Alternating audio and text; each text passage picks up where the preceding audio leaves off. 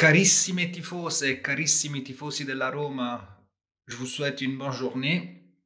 Là, moi, je vous dis tout de suite que je suis soulagé après le match contre Atalanta. Soulagé, non pas à cause du résultat, mais plutôt parce qu'en fait, tous nos meilleurs joueurs sont sortis sous leurs jambes.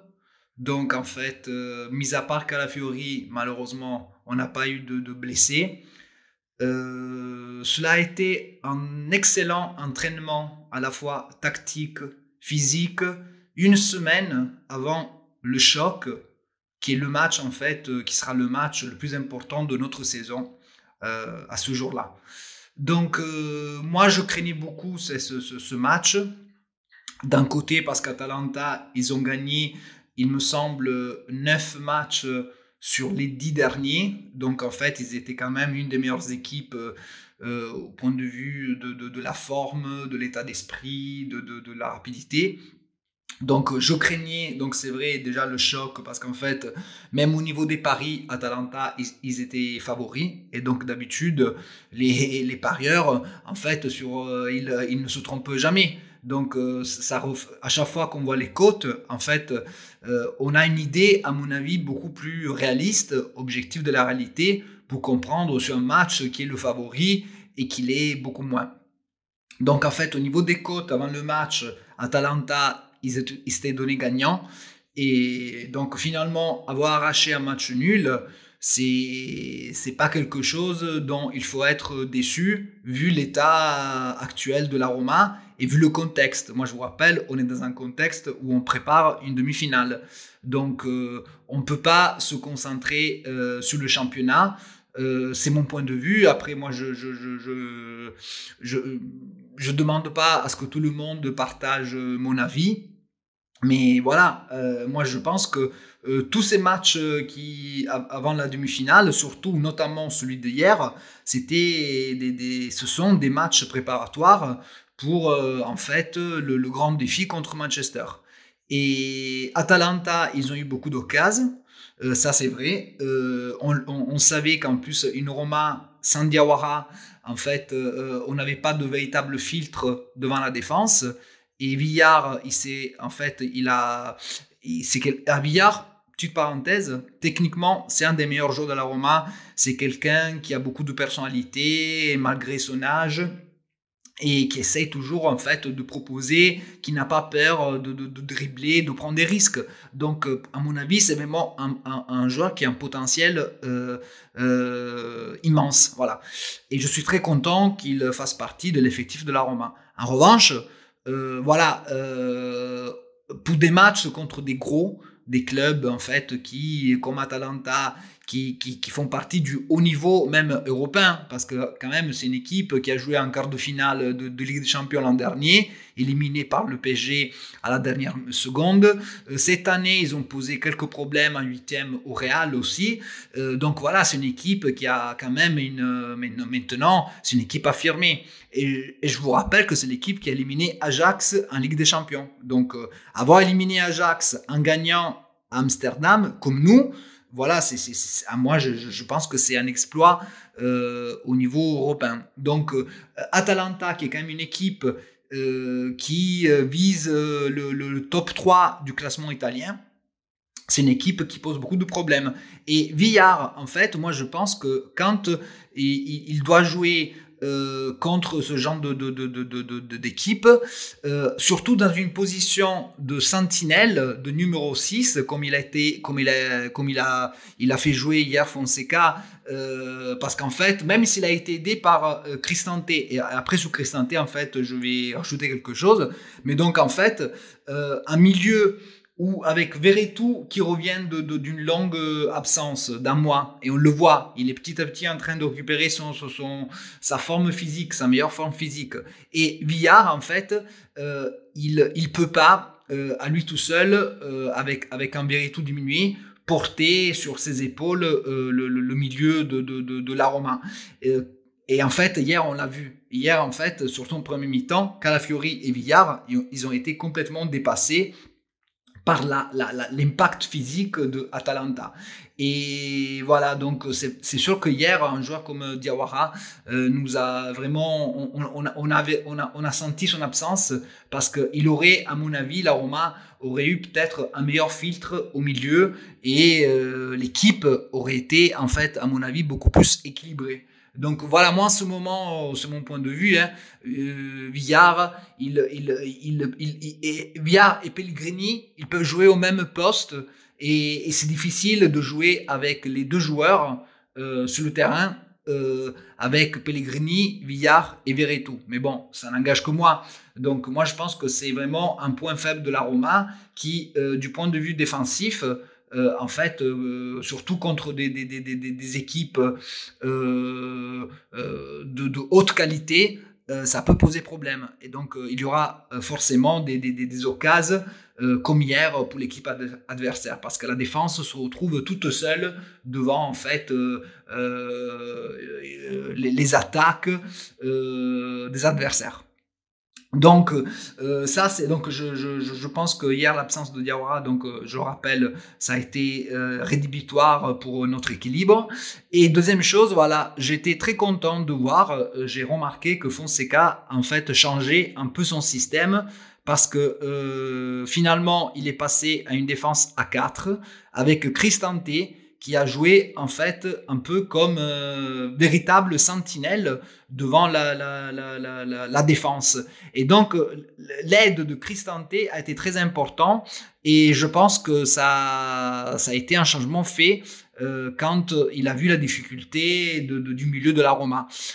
Et donc là, la Roma, je trouve que déjà ça prouve que Fonseca il est prêt à changer et surtout j'ai vu que Cristante il était beaucoup plus intégré dans le jeu.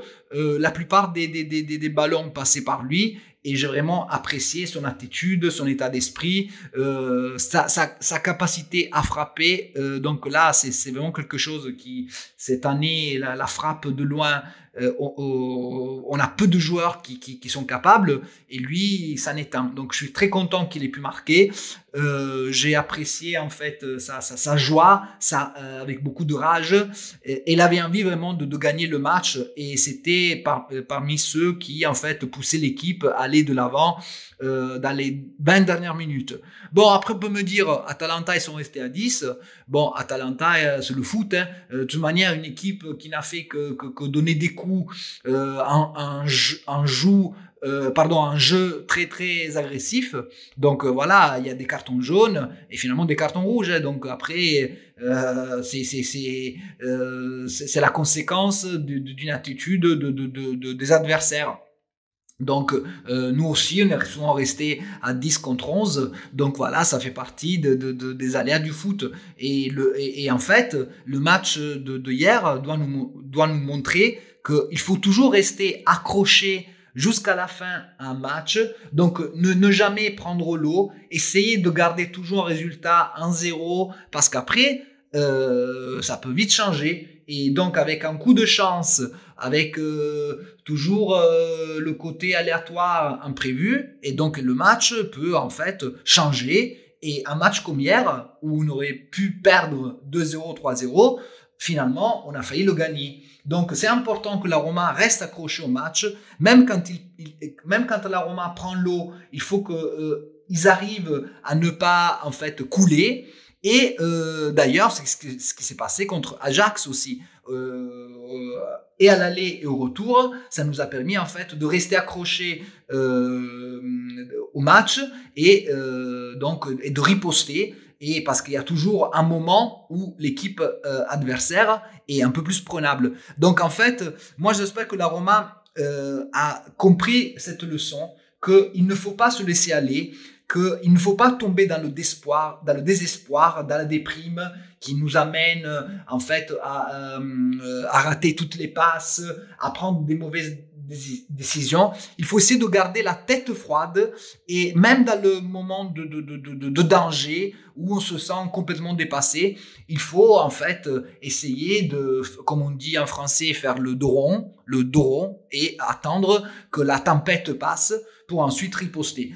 Et moi, j'espère que, en fait, ce match contre Atalanta a donné un peu plus de confiance à une équipe qui, en fait, a besoin de s'accrocher à quelque chose. Et donc, moi, je prends donc les éléments positifs de ce match. Un match qui me faisait, je rappelle, beaucoup peur, parce que voilà, j'ai toujours peur des blessures, j'ai toujours peur en fait que nos meilleurs joueurs se blessent et donc qu'ils soient absents dans les matchs clés. Et bon, ça a été un excellent entraînement physique une semaine avant le match contre Manchester. Alors pour Cagliari, moi voilà, j'espère que Fonseca fera jouer les remplaçants. C'est mon souhait, mon espoir. J'attends le match, la demi-finale avec impatience. Voilà, une semaine d'écart, donc ça permet en fait de faire tourner l'équipe. Les titulaires ont joué hier et maintenant ils joueront la semaine prochaine, un match par semaine. C'est en fait un rythme souhaitable dans le foot professionnel. Et donc voilà, ils arriveront quand même prêts au choc, à l'impact physique et technique, et c'est parce que ce sera un véritable défi de notre Roma. Un défi où on arrive, en fait, on n'est pas les favoris, loin de là, mais moi je veux garder malgré tout l'espoir de cultiver en fait un rêve, parce que cette année en Europa League, je suis en train de vivre un rêve et je suis vraiment content que la Roma m'ait offert cette année ce cadeau. Moi je le prends comme un cadeau, et donc tout ce qui vient maintenant en plus, ce sera que du positif et que du bonheur. Voilà. Donc ça c'était en fait ce que je voulais, mon avis, l'avis que je voulais partager avec vous. Je sais que certains ne seront pas d'accord, mais je peux comprendre. En fait, voilà, c'est le propre du dialogue, c'est qu'en fait chacun argumente ses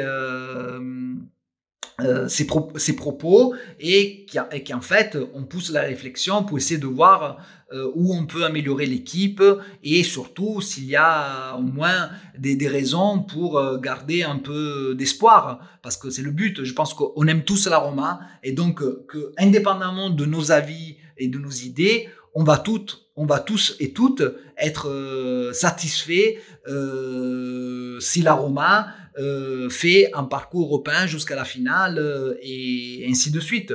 Donc on aime tous la Roma. Après, on a tous des idées, des jugements, des avis différents, mais tant mieux. Ça permet en fait à la discussion d'avancer, et que tout un chacun en fait puisse, grâce aussi à l'aide d'autres points de vue, hein, donc de faire évoluer sa pensée, parce que rien n'est jamais tout noir, rien n'est jamais tout blanc, et donc en fait il faut savoir nuancer. Et donc les avis trop critiques permettent peut-être de voir certains points important, et donc de être peut-être un peu plus exigeant vis-à-vis du club, des joueurs, de l'entraîneur, de tout le monde.